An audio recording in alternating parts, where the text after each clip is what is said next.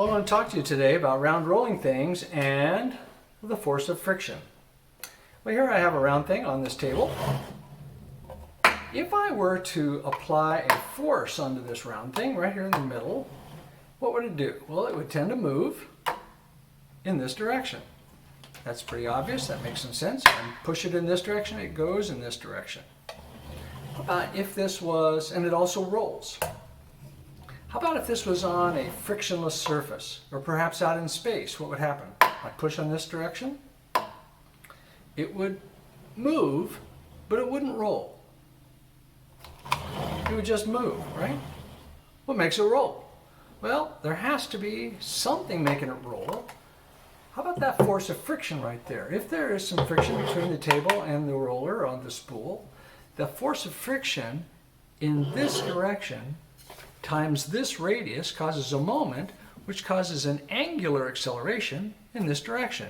The force times the radius is the moment. The angular acceleration goes in this way. The alpha goes in this direction.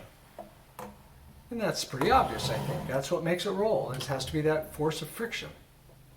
How about if I do the spool portion of this and I lift up on this string? So there's a string tied on the inside. And if I pull up on this, which way will it move? Pretty obvious, I think, but it should move in this direction. However, I'm not applying any X force. I'm only applying Y force, pulling up on it straight up. I'm only applying Y force, but yet it moves in the X direction. What makes it go in the X direction? The force of friction. How about if I pull down on the inside here, pull down on it? Again, maybe it's obvious which way it's going to go, but if I pull this way, it's going to go that way. And I'm not applying any X force, only Y force, and yet it moves in the X direction because of the force of friction. How about pulling from the top? The top up here, again, it's probably obvious which way it's going to move, but if I pull this way, it's going to go that way. Which direction does the force of friction go? Well, again, imagine if this was on a frictionless surface, or maybe out in space. If I pulled it like this, it would tend to move in this direction, and F equals ma in that direction, and I know it will move in that direction. But the angular acceleration would go this way, and in fact it would slip relative to this horizontal surface if it wasn't for that force of friction. So because the force of friction is basically keeping it from slipping, the force of friction is keeping it from slipping in this direction. How about pulling from the bottom? I'm going to pull down here on the bottom. Now this one isn't quite so obvious in what's going to happen, but most people would say it might go this way, but indeed it goes this way. Which again, doesn't make sense maybe to everybody, but that's the way it goes. It's going to go in this direction if I pull from the bottom. Which way does the force of friction go?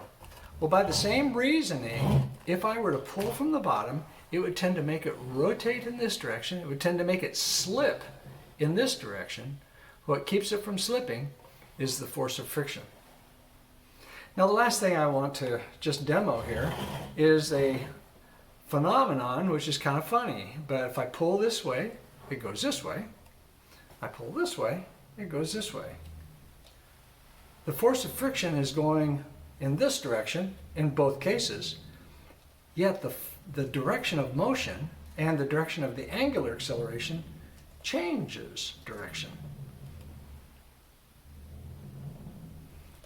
Force of friction stays the same, but angular acceleration and linear acceleration do change direction depending on the direction of the applied force on this tension.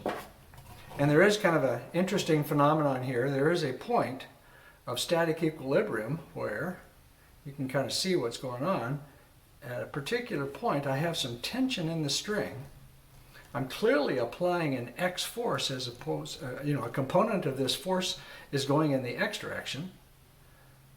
Yet it's not moving in the X direction because it's being balanced by that direction or that force of friction, which is going in that direction. And you can see that there is a point where it's applying quite a bit of force and it's just staying where it is.